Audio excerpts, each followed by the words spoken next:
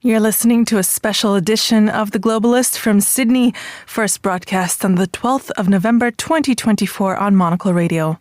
The Globalist, in association with UBS.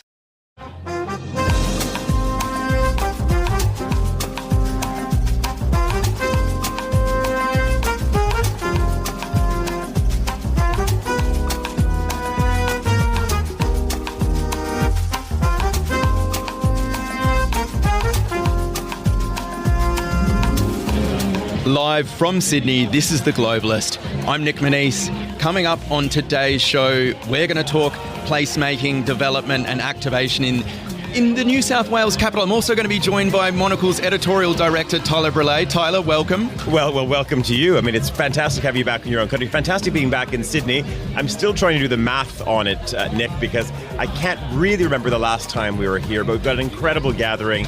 We're right in the heart of the CBD in Sydney, and it's just fantastic to be back in Australia. Absolutely. Let's call it a decade. And speaking of decades, I don't really know what that's got to do with it, but James Chambers, Monocle's Bangkok-based editor, rather. It may be a decade, because actually one of my first gigs at Monocle was coming down to Sydney for an event full of Bavarians, and it was 2015.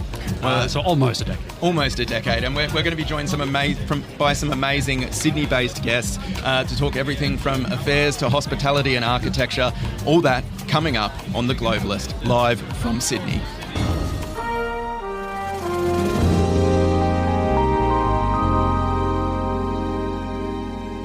First, a look at what's happening in the news. James Chambers, over to you. US President-elect Donald Trump is expected to nominate Florida Senator Marco Rubio as America's next Secretary of State, a role often described as Washington's chief diplomat. A China hawk, Rubio ran against Trump in the 2016 Republican primaries and called the New York property developer a con artist. Hong Kong's financial industry is employing a record number of people, according to a Bloomberg report published today.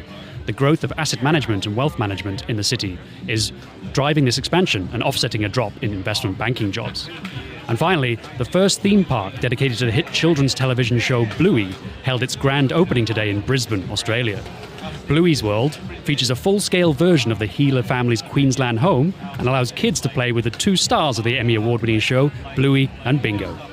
Stay tuned to Monocle Radio throughout the day for more on those stories. But first... Well, Monocle Radio, as we talked at the top, has touched down in Australia after far too long, I think, Tyler. And we're here for a special live edition of The Globalist in Sydney. And Mr. Brûlé, maybe you're the person to kick it all off. What's taken us so long to get back here? I mean, well, listen, there's many things have happened in between.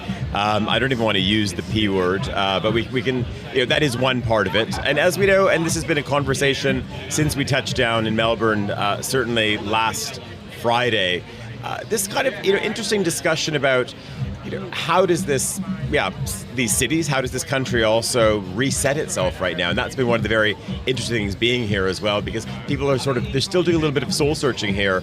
Are we back on the global scene? Are we not? Are our airports ready to welcome the world? Is Australia marketing itself enough at the moment? So that's actually been, I think, kind of a fascinating conversation. I think one that we're sort of also keen to unpick, not just across this program today, but I think also as we spend more time here as well. So that's one part of it. And of course, when Monocle comes back to town, there's going to be a substantial party this evening as well, because we have not been with our Australian subscribers for, it's been a long time. Of course, we've had them sort of dip in. They've come to events in London or in Zurich or elsewhere in the world. But this is us coming back and, of course, saying hello to all of them. Absolutely. I mean, and James, maybe this is the perfect point to sort of bring you in again.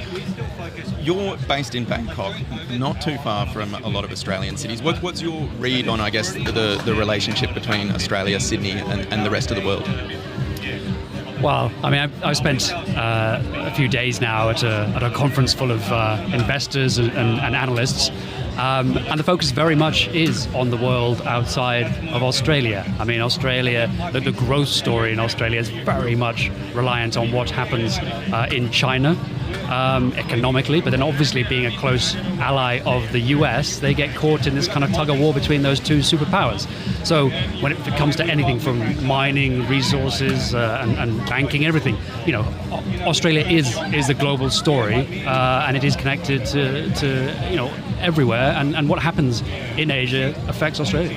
And Tyler, I know you've been sort of meeting with a host of different business leaders across the last few days. Is that your read on it? Are they trying to, I guess, reach out, compete with China, find their place in this US, I guess, new political landscape that's being shaped? But I think there's part of it. There's a China component to it, certainly. And I think, as James is saying, it is this sort of, between a rock and a hard place. On one side, of course, significant trading partner, and also, really a manufacturing engine for so many Australian brands. And again, I think we can talk about this in greater detail in the page of the magazine. You certainly see a lot of designed in Australia, edited in Australia here, but made and printed in China.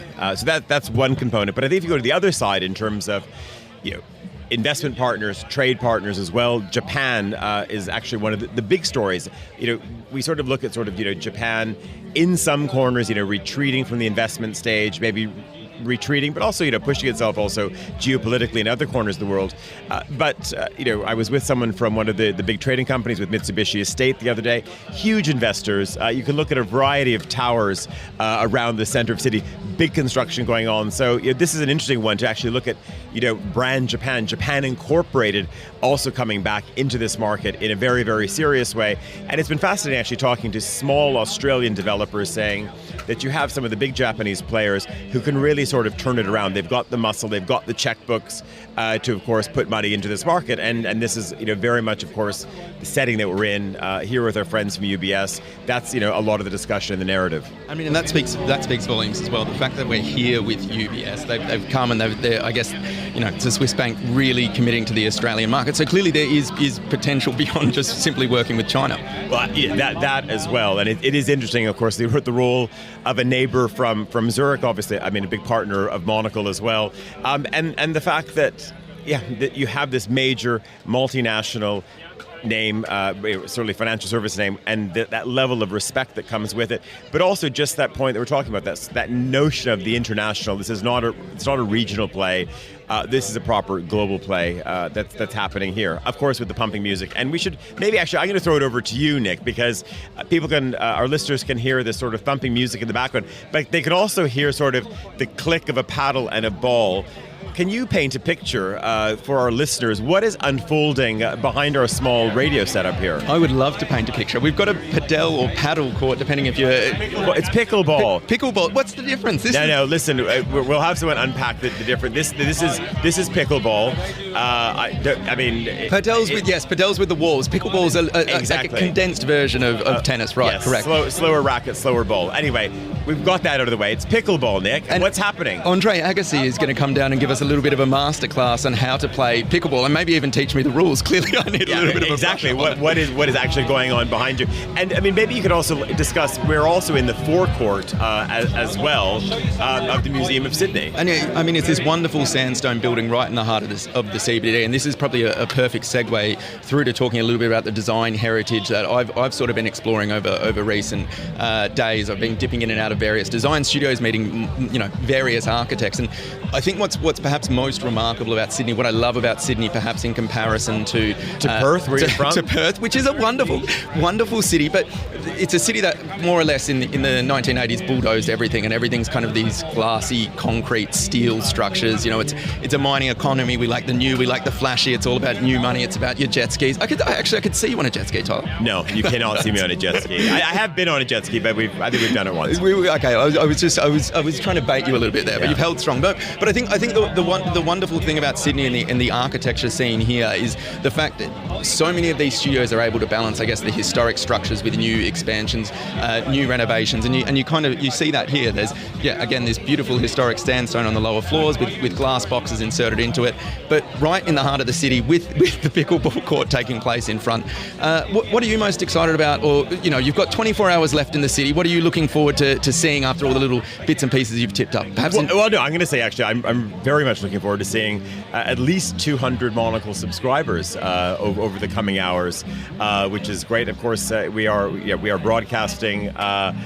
For many of our listeners, of course, they're waking up around the world, but it is coming to the end of the day. Actually, I can see that bottles have been opened. It is very much happy hour here as well. I'm very much looking forward to just actually connecting, chatting with, of course, our readers who we've not seen in a very very long time. So that's going to be one thing. And actually, just around the corner, I went to the Clam Bar for lunch, and there's just a great bit of urbanism around the corner, which is fantastic. I really like what, not just Sydney, but also you can say Melbourne has it as well. We see a bit of it up in Brisbane too. What Australian inner cores do with their laneways, with their alleyways, the development that happens, off the main thoroughfares. And I think that is something, when it comes to an sort of almost, I would say, an almost unknown urbanism story in Australia, at least globally. I mean, of course, Australians are very familiar with it. It's part of their daily life. But I think actually how you have these connection points, these small intersections, these canyons that are brought to life in a very different way. So that's actually been fascinating to look at. And if you haven't seen just around the corner from where we are, Nic, I would highly advise it. Beautiful, beautiful little stretch of development. I mean, I think that's one of the actual wonderful things that Melbourne and Sydney in particular do. It's those small, I guess, fine-grained little laneways that cut between. These are still ultimately car-centric cities, car-dominated cities, but they've found these moments with these little laneways which they bring to life. And actually, Melbourne developed. Sydney and Melbourne have this lovely, friendly rivalry, and maybe there's something here for Sydney to learn from. But Melbourne's developed a full strategy that's around ensuring that these laneways are lively, that they have open, active facades, and these moments for, I guess, people to come alive in the city. So we don't just have to wait for UBS to set up a pickleball court and us to roll in with the party. Indeed not. For our listeners, you are listening to a very special edition of The Globalist live from Sydney with Nic Monisse, of course, driving the show, and of course the beautiful din of Sydney in the background. And you're going to be back a little bit later for a wrap, Tyler, I believe. So stick around. Don't get stuck into that champagne bar too quickly. Yeah. It'll warm me up anyway. Excellent. And James Chambers, you will be around for a little bit. But we're going to throw to a break and bring on our first guest.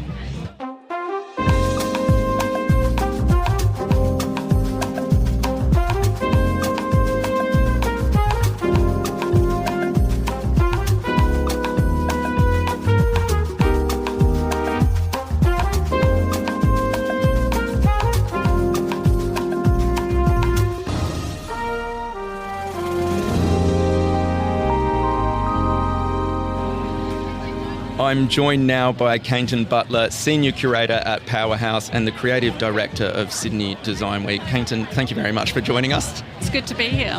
What does this moment mean? Have you seen something like this in Sydney before? What does this moment mean for the city? Pickleball in the forecourt? It's incredible, and it's such a beautiful day to have it here. I mean, so tell us a little bit about your role steering Sydney Design Week. I mean, a lot of our audience would be familiar with Salone del Mobile, where, we as a media publication really double down on our coverage.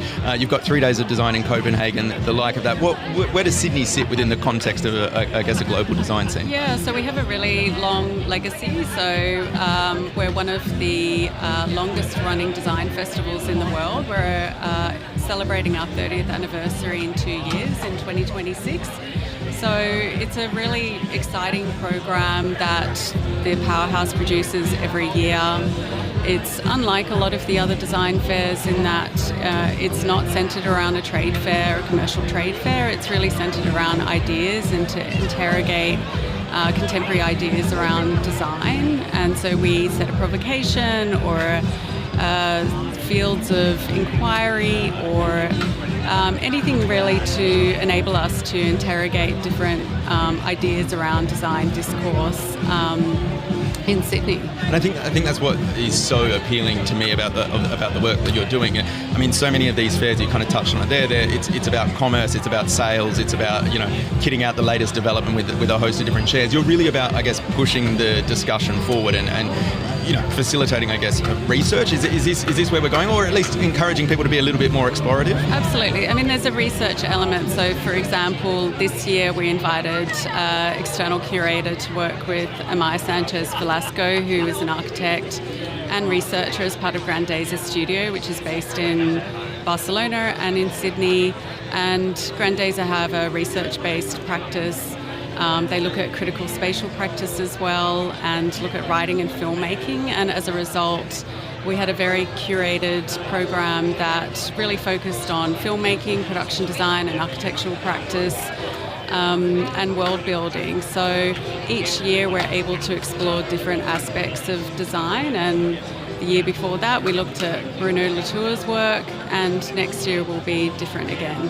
And what's your hope? Are you speaking to architects and designers? Is that your primary audience, and I guess trying to push their practice? We're actually trying to expand our audience at the moment. We have been always very popular with industry, but as we're building a new flagship museum in Parramatta, we're really working with a lot of local communities at the moment in terms of our public programming. So we're placed in Western Sydney, which is really fertile ground to look at, I guess, the sort of unique challenges that site has in terms of its geographic location, its incredible parklands and waterways.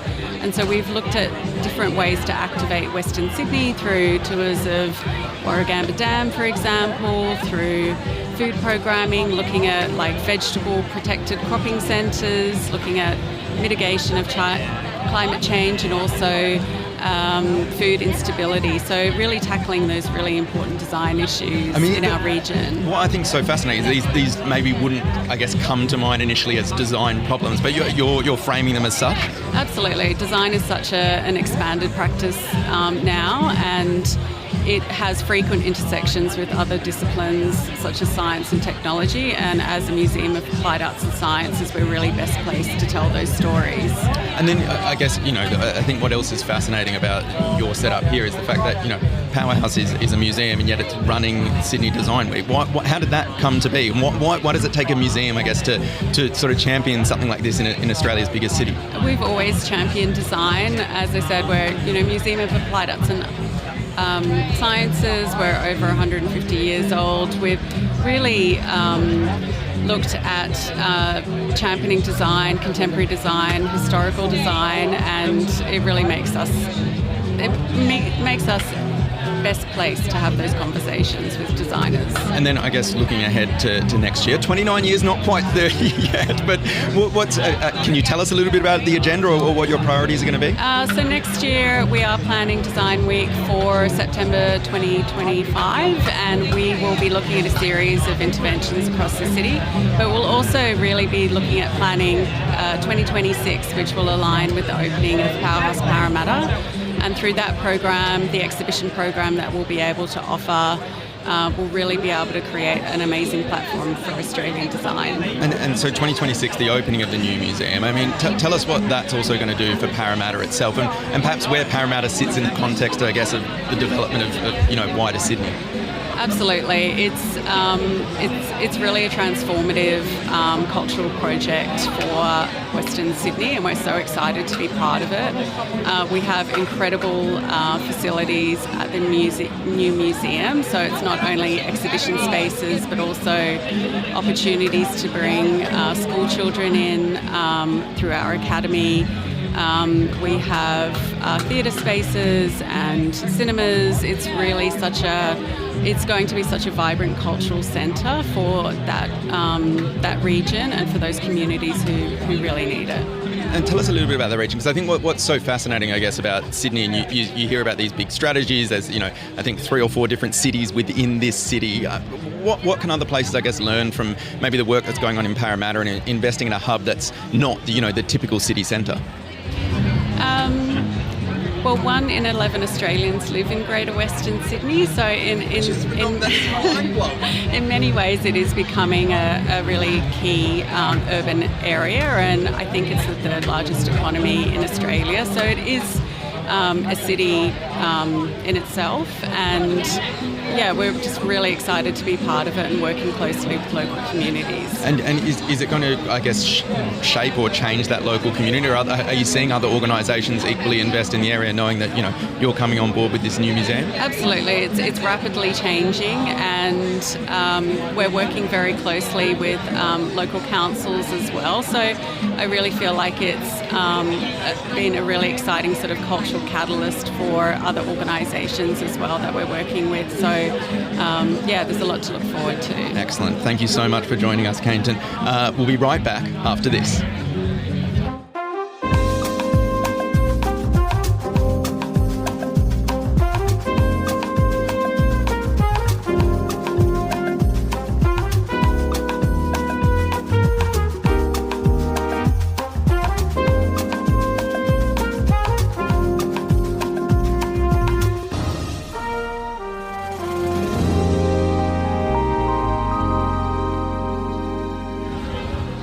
I'm joined now by Tim Ross.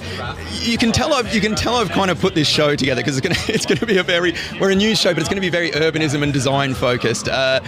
Tim, we've just been talking. Maybe actually a nice way to start. Who are you? Tell us who you are. Oh well, I'm a freeloader here at this event today. My name's Tim Ross, and it's good to see you, Nick. You're looking very well. It's a nice suit. You're looking very handsome, mate. I'm a Melburnian who's now a Sydney-sider, and my background's in stand-up comedy, but my love is architecture and design. So I make architecture documentaries. I perform in architecturally significant homes. I write, do all sorts of things, and if there's design involved in it, I'm there. I mean, that's perfect. So we're coming off the back of Keinton Butler from she's a creative director of Sydney Design Week. We've been talking a little bit about design in this city. She didn't talk about you, but that's what you're here for. You've just given us the pitch on your work. No, because she commissioned an exhibition from me. Excellent. I thought that's all we would have been talking about. It was about 7 years ago, but that's all right. But and still completely relevant. Yeah. Actually, but I do go back to it from time to time. You put together a great archive of Australian design at the Powerhouse. Yes. I mean, broadly speaking, why should Australians be proud of the design scene here and the work that takes place here? Look, it's a really good question, and I think what initially happened in the past that really was happening in isolation is really quite extraordinary. There's a rich design history, and that isolation meant that in many ways we were more creative. We had to do more with less.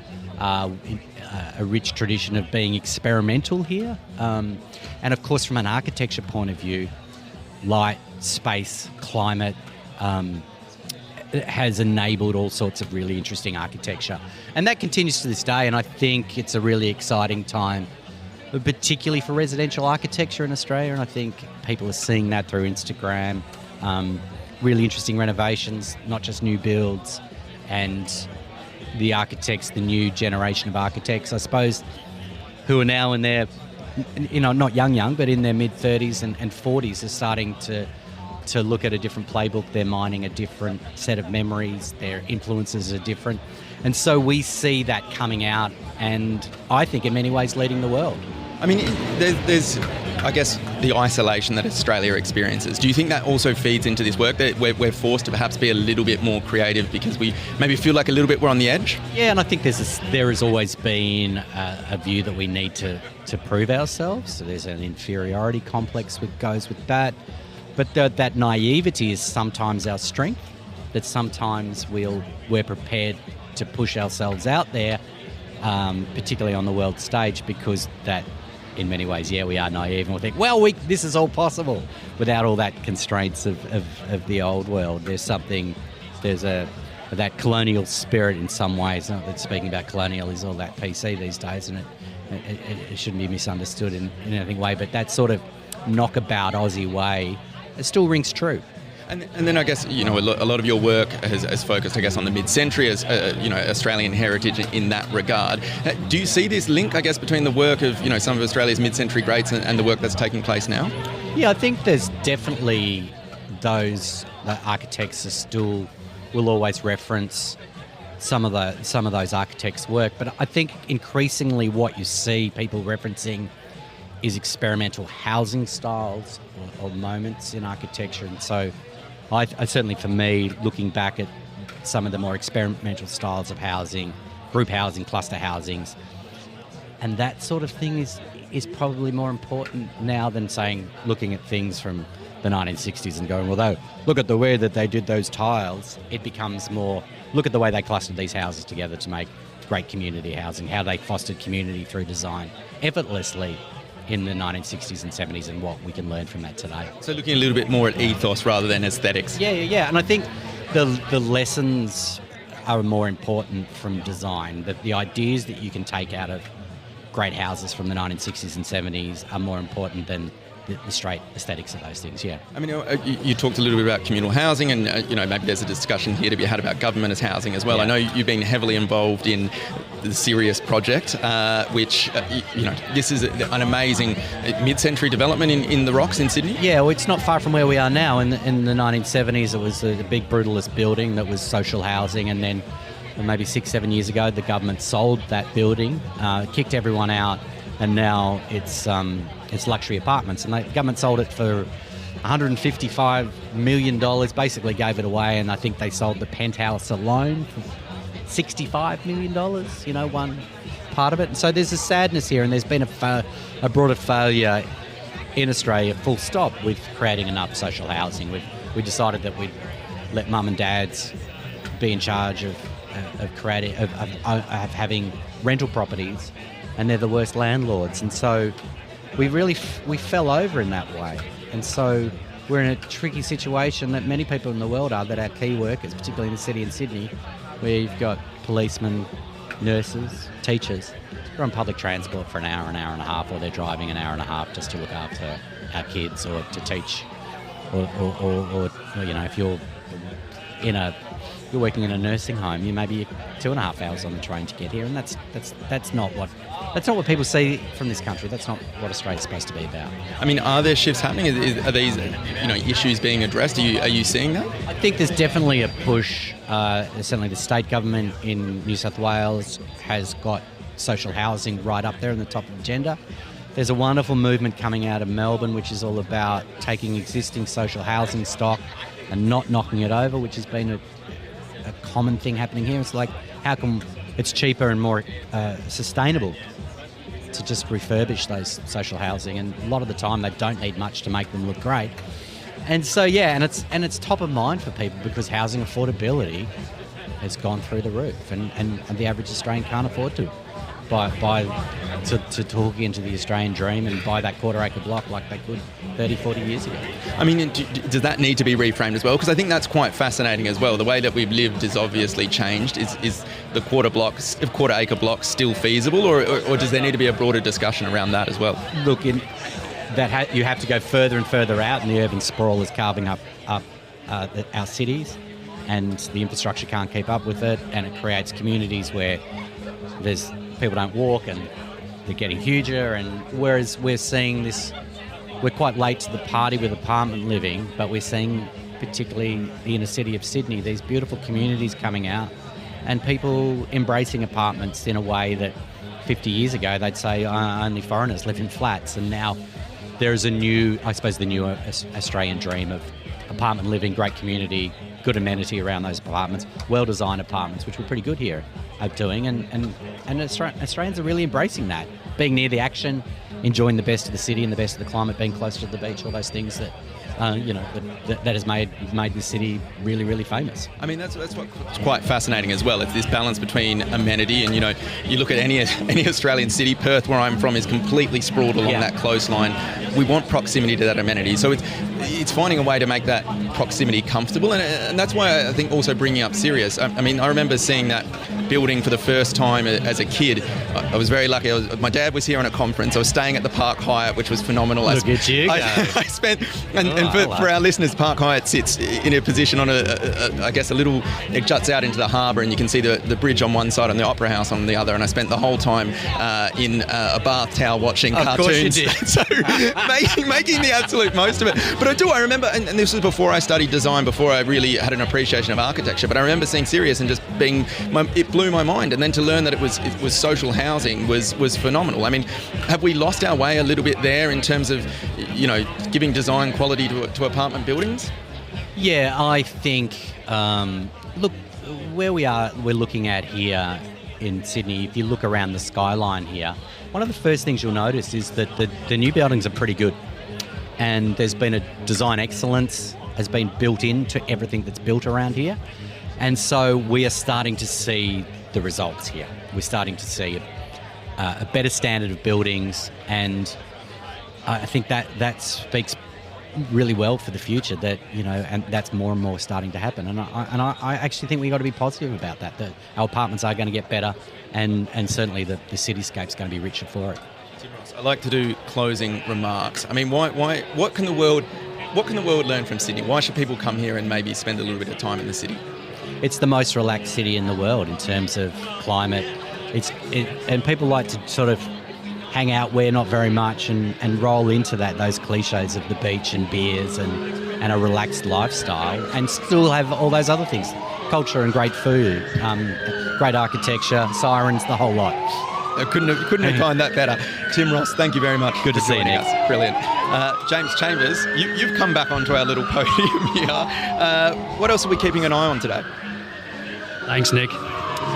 Saudi Arabia's de facto leader, Crown Prince Mohammed bin Salman, has accused Israel of committing genocide in Gaza. Speaking at a joint summit of over 50 Arab and Islamic countries in the Saudi capital Riyadh, bin Salman called on countries around the world to recognize Palestinian statehood. Indonesia's new president, Prabowo Subianto, is in Washington, D.C. today to meet with US President Joe Biden. The ex-military general flew directly from official talks with China's President Xi Jinping in Beijing, where he called for collaboration with China, not confrontation. And scientists from Macquarie University in Sydney have found that placing LED lights on the underside of surfboards could lower the number of great white shark attacks every year. The study, published today in the journal Current Biology, says that the LED lights work by making a surfer's silhouette look less like a seal. This is The Globalist live in Sydney. Back to you, Nick. Thank you very much, James Chambers. Now, I'm going to pad for a little bit while we bring our next guest on. But I do like the idea of, placing LED lights on the underside of surfboards. I used to spend a lot of time in the water off the coast of Western Australia where great white sharks are quite active. So I think this sort of thing, it certainly appeals to me, James. Thank you very much for that little hot tip. I'm joined now by Nick Ryan from Business Western Australia and Jacqui Stanton, the Managing Director of Revelism. Welcome both. Thank you very much for joining us. Thanks for having us. Thanks for having It's us. been a good party Slight here correction. today. Nick, I know. Business Western Sydney. We're west. We're not that far west. I've gone a little bit biased. I've been past a dud note, but I'm Western Australian, so that was just another great chance to plug a Western part of... Love Western Australia. Here's a fun fact for you. As many people live in Western Sydney live in Western Australia. So Western Sydney has the same population as Western Australia. I mean, I'm not surprised. We've heard a little bit about that earlier in the show today. We were talking about the powerhouse opening up in Parramatta, and I guess this huge development. But I mean, maybe that's a nice way to start. I mean, Sydney itself is almost like can be seen as a conurbation of several cities. I mean, where does Western Sydney fit into that? Well, it's a great question. I mean, Sydney, like all great cities, continues to, evolve and grow, and its identity continues to evolve and develop. As Sydney moves ever westward and that population gets bigger, it's increasingly important to keep defining and redefining that community. It is difficult. We're regularly asked the question, where does Western Sydney begin and end? That's difficult. I think that actually keeps moving. As I say, as Sydney continues to sprawl. But look, it's a population of at least about 2.8 million people, increasingly closer to 3. What's interesting is that within the next 20 years, depending again on where you draw that line, but definitely within the next 20 years, Western Sydney will have a larger population than Eastern Sydney. And on that note, actually, I've been really pleased to see that increasingly that particular terminology I've seen increasingly used. It's kind of new, but Eastern Sydney, kind of othering them, I really enjoy, as opposed to just simply othering Western Sydney. Like, let's other one another, right? But yes, increasingly historically, Sydney has been kind of cut in two. There's the kind of the East and the West. If you live in Sydney and you're watching TV news, from a bygone era, but it's still running. But if you watch the news and the weather report, they'll give you the weather of the east of Sydney and the west of Sydney. I don't think that divide is going to go anywhere anytime soon. But what I do hope is that our understanding of what Western Sydney is continues to develop.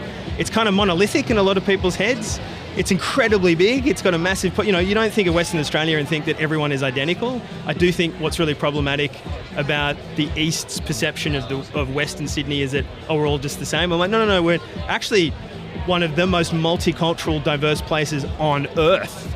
So in fact, just saying that we're all the same makes very little sense. In fact, it makes more sense to say that the east of Sydney is all the same, actually. Like, that makes more sense technically, according to Bureau of Statistics data, than it does doing that to Western Sydney. Nick, I'm worried you're going to start a little bit of a fight here. Sydney feels quite parochial. Jacqui, maybe this is a nice way to bring you in. A lot of your work is focused on placemaking, and I guess, delivering a sense of place. Tell us, let's continue this East versus West discussion around Sydney. How do you see the two fitting together? Sure. Well, actually, I look at Sydney now in terms of districts, because thanks to the Uptown program from the Office of the 24-Hour Economy, what they have done is created all these really wonderful placemaking models to bring districts to life. So the districts that I look after is the Inner West Ale Trail, Haymarket, bringing that back from the brink after the pandemic, North Sydney, the bars of Barangaroo, Chippendale and also Brookvale. And so for the first time now, tourists and indeed locals and particularly business communities can consider themselves as these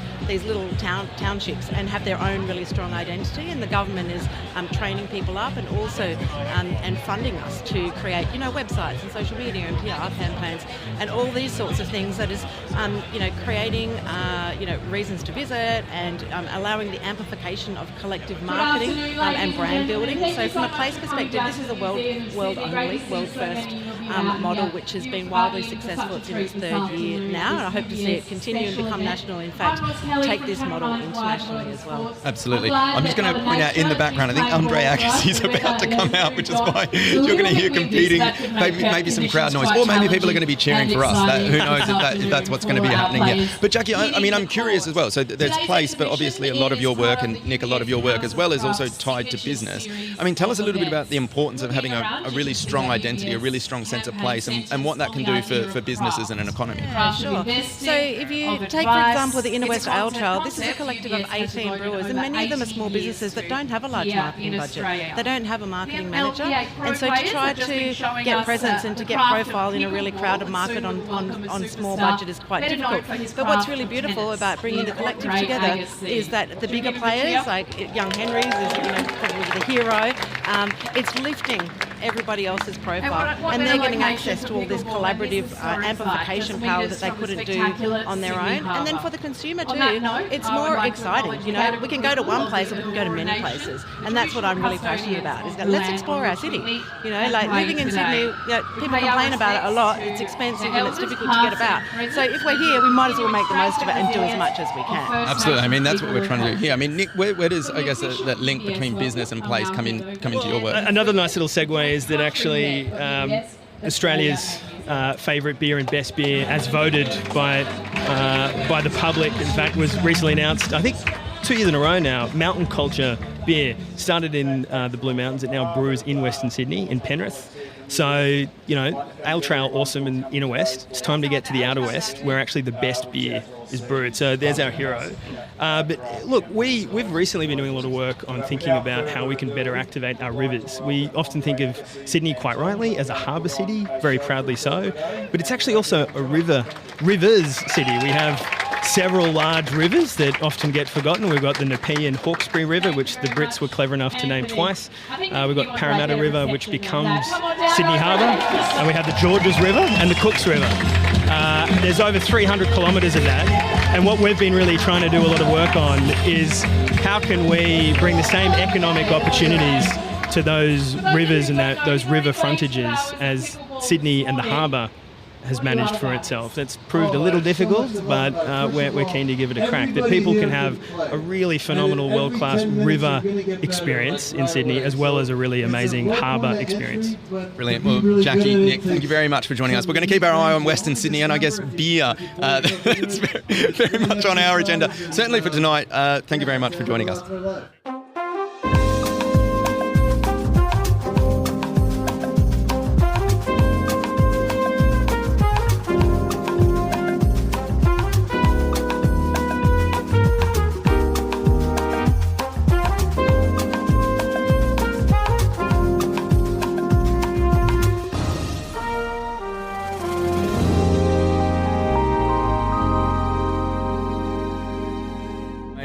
I'm joined now by Justin Newton, Director at Housemade Hospitality, a leading Sydney hospitality group that's launched 4 new venues in the past month and another set to open at the end of November. I'm also joined by Jason Williams, one of the other directors at Housemade Hospitality.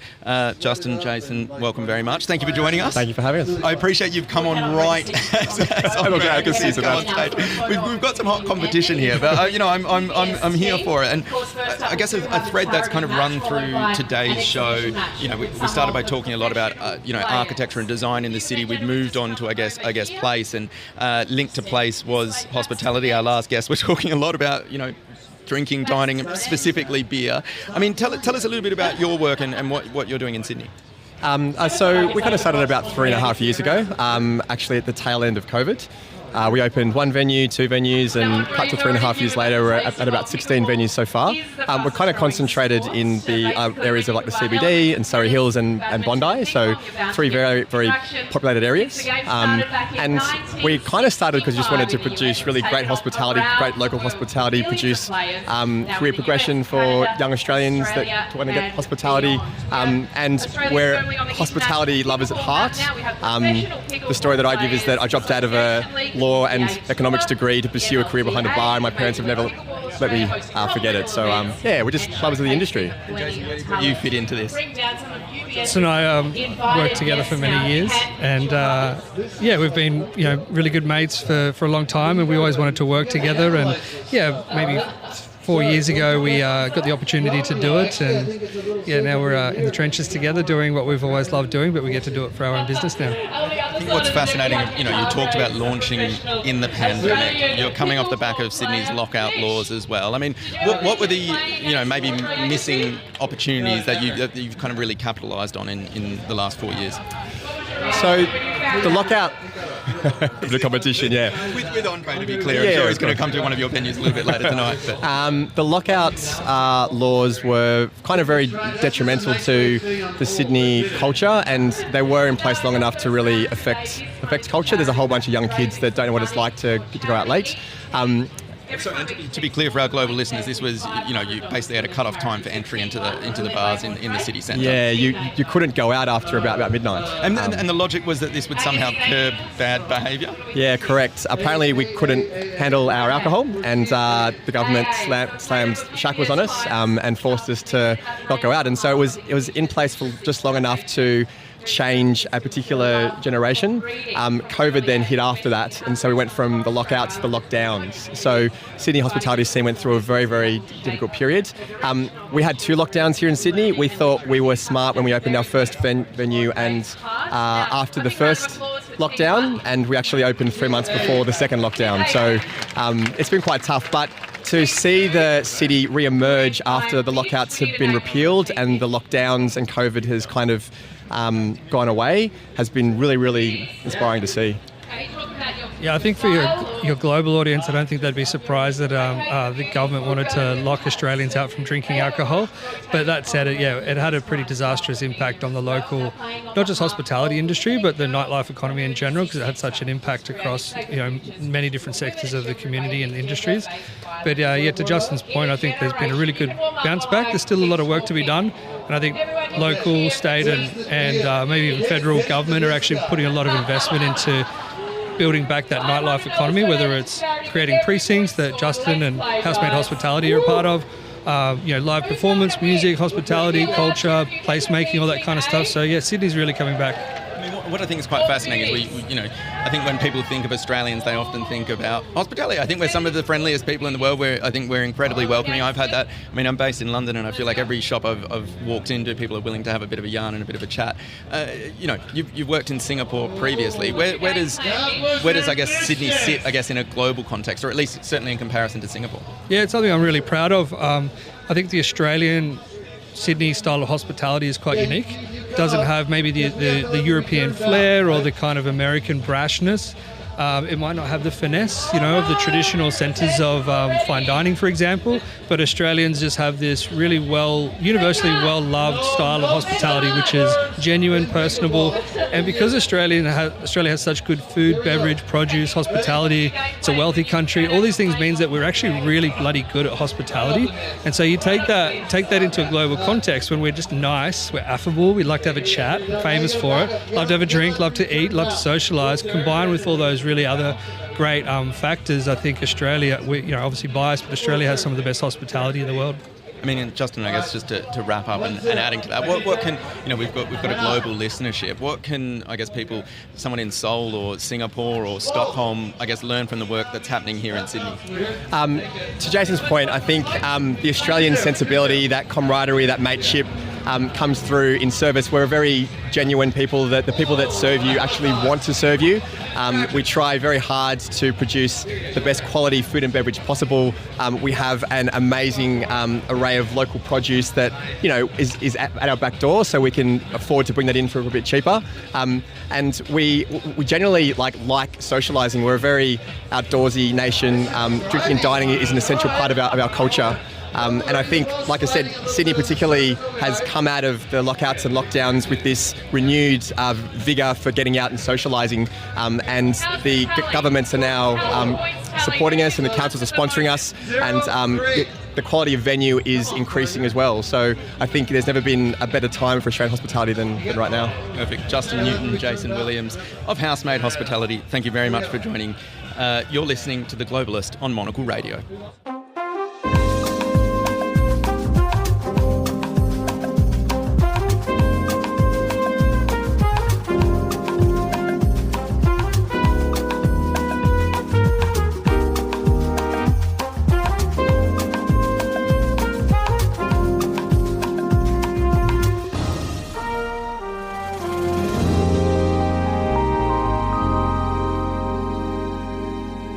I'm joined now by Sean Christie-David, the founder and CEO of Plate It Forward, a social enterprise whose restaurants in Sydney include Colombo Social, Kabul Social and Kiev Social, and Kanya Salzner, the restaurant supervisor at Kiev Social. Hello both.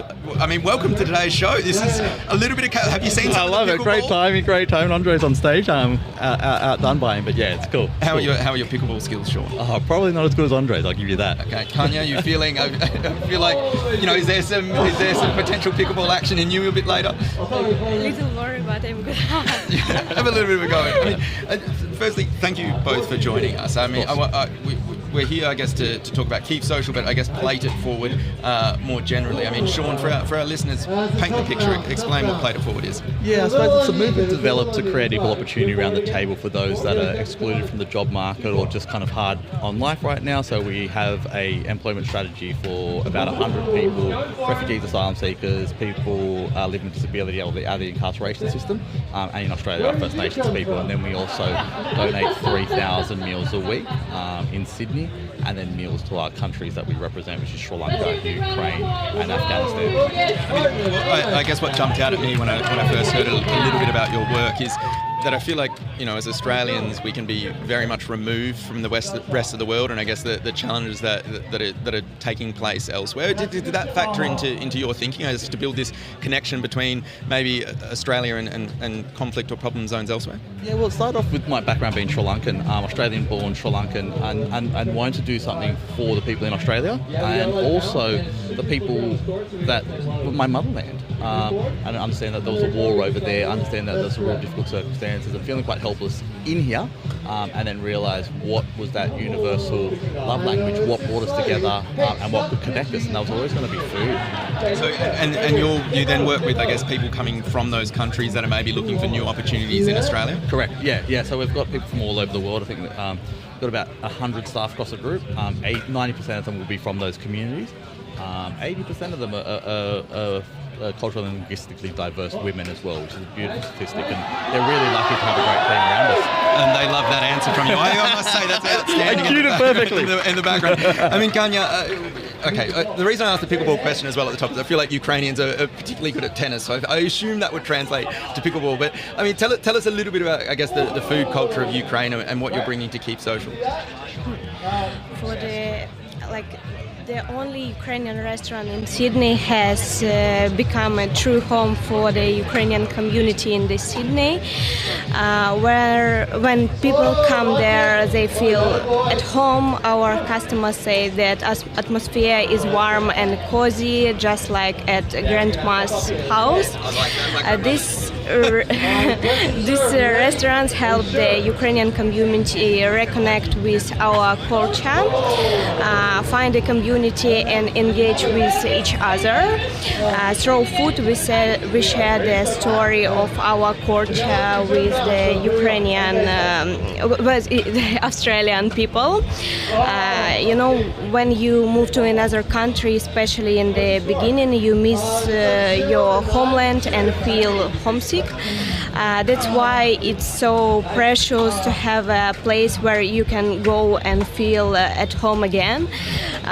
It's such a heartfelt place, and I'm really glad to be a part of this. Amazing. So it sounds like it's almost doing two things. It's a point of connection, I guess, for Ukrainians in Sydney, but maybe also bringing Sydney-siders into, I guess, a little bit of Ukrainian culture. I mean, are you seeing that? Are you finding that some of your patrons are learning a little bit more about Ukraine and maybe what's happening there right now? Yes, it's like it's a Ukrainian national restaurant, but it's modern restaurant. So when I meet some people who live here all life, it's something new for me, of course. And something new for them as well. I mean, is that part of your I guess, your intention, Sean? It's to bring, I guess, not only Ukrainians together, but other people to Ukraine in a way? Well, the ethos is to humanise everybody as our commonality, our shared histories, and what we have together, which is such similarities in upbringing and things like that. And I think where we want to see is everybody being exposed to people and seeing them as people, seeing them with grandmas that have the exact same traditions, the way they treat each other. I'm going to a restaurant that could be Ukrainian, it could be Afghan, it could be Sri Lankan, it could be whatever it is, and going, oh, that tastes similar to what I grew up with, or it's the exact same hospitality.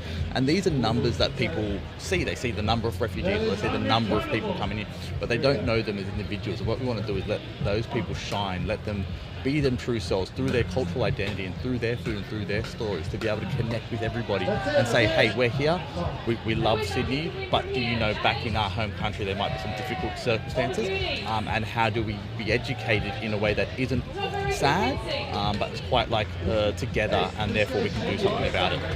And what's the, pardon for being so brash, but what's the long-term goal of this? What's your hope or your aim, I guess, through the work that you're doing? I think our aim is always to uplift and enrich the lives of our staff, for them to be the ambassador of the brand, for them to take over for myself as an individual, but also as the organisation, for them to go live their true lives and their potential. Karina's studying HR, she's studying business, she's studying so much. We've got people that are engineers, doctors, lawyers, pilots. We've got such depth of talent that haven't been recognised in this country yet because of educational levels that aren't there. So we want to break down those barriers and allow those people that are just amazing, capable people to go out there and live their true lives, and to be able to bring so much of that knowledge and that diversity in thought and diversity in leadership into this country, so that we can be the best country possible. Amazing. Sean, Christy, David and Karina Salzner, thank you so much for joining us. You're listening to The Globalist, live from Sydney on Monocle Radio.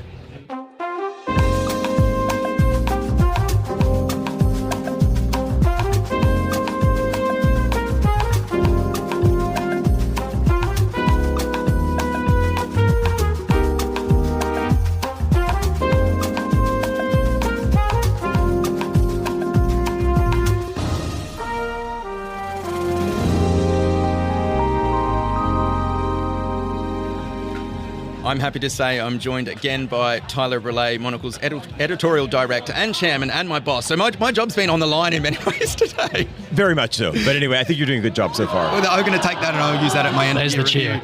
I'm also joined again by James Chambers, Monocle's Asia editor, based in Bangkok, previously in Hong Kong. You can't move him. It's like this is like the third time you've slipped up on this one, right? I'm really trying to It is on the go line. back. It is on the line. I mean, we've heard a little bit. We've heard Andre come out in the background here. There's a lot of cheering. There's a lot of, I guess, wooing. What are your takeaways, I guess, from the last 45 minutes since you've been on air? Oh, since I've been on air. Well, listen, we started off with a small crowd, and I think our listeners can hear it is quite a scene behind us right now. Mr. Agassi playing against various UBS clients right now. So that's going on. And we have sort of the buzz of Sydney winding up on a Tuesday. People heading home, people heading out to bars, and it's just kind of great to see, the rhythm of a city also just easing its way also into summertime as well. I think so. I think it's perfect. I mean, and I want to, you've been sort of floating around while this show is taking place, but I guess a few of the kind of key themes that have emerged over the last 45 minutes or so, it's been about hospitality, it's been about place, it's been about community, and how these things all sort of link together. I mean, Sydney, we've talked a little bit about the laneways, but we haven't really had a chance to, I guess, talk about Australian, maybe hospitality more broadly, and a little bit of Australian retail. We've spent a lot of time, I guess, wandering in and out of shops, and I think you get a real feel for the local economy and I guess, how people are seeing where they're living. I mean, thoughts on Melbourne, thoughts on Sydney? All in the span of, the next 5 minutes? Listen. Let's try. Yeah, well, no, first, yes, of course, touchdown was great to be in Melbourne. It was the first city I ever came to during my first trip to Australia, all the way back in 1988, which is something. I think it needs a bit of a bit of sandblasting. I think it needs a bit of a chemical spray. I was surprised how graffitied the city is. It's not quite the Melbourne that I recalled, even from the last few trips. At the same time, though, really fantastic hospitality. I mean, what's happening F&B wise? Great to see the evolution of Gertrude Street. I think two things. I mean, one thing that was outstanding was being in Melbourne on a Saturday evening, a city of scale, and that it was alive. People were coming into the city to go out for a drink, to go out for dinner, and that was impressive to see, because I think, so oftentimes in sort of new world cities, we see the problem of just, city centres emptying out on the weekends, or particularly in the evening. So I thought that vibrancy was great, and I think also, just as I was saying a moment ago, I think, the snapshot of Sydney right now, and I think that's one of course, as you've probably said a couple of times across the program, there is this tension, this healthy rivalry between Melbourne and Sydney. I think one thing I've heard also, Sydney siders saying it, that they've maybe emerged from the pandemic. The reset of Australia, that Sydney is a little bit further ahead. Melbourne used to think it was out in the lead. I have to say, standing back, I think that's right. My impression is that there's a little bit more snap on the streets of Sydney than there is in Melbourne at the moment. So I think Melbourne needs to do a bit of a dusting down. I think one of the other themes that's emerged, maybe not on the program, but maybe some of the people you're talking to, of course, Australia, fantastic as just this amazing exporter of so many aspects of hospitality. And of course, you look at the wine industry. I think a lot of people just doing interesting things in the drink space in general. And that's great, because that's all made in Australia. But I think one of the things that we've seen and discussed with a couple of brands we've met with and business owners is the challenge in Australia, a lack of apprentices, a lack of apprentice programs. We were talking to just a group that is in the, let's say, the fashion and accessory space. They do make in this country. Where are they going to find a next generation of craftspeople? Big challenge. And this whole notion of designed in Australia, but made somewhere else. So how is there going to be this return of some level of light industry? If you want to make a sweatshirt, it was good. It was a great thing actually being in Melbourne the other day, meeting the owner of Informale, and that he actually had sweatshirts that were proudly made in Melbourne. He had knitwear made in Melbourne. It'd be great to see more of that here. I mean, you mentioned that actually. It's quite fascinating. The number of shops I've walked past, P&P Barbers was one of them in Fitzroy on Gertrude Street that you mentioned there.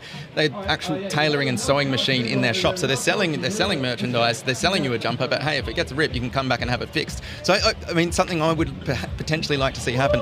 James Chambers, Monocle shop. Are we going to see you behind a sewing machine somewhere fixing things?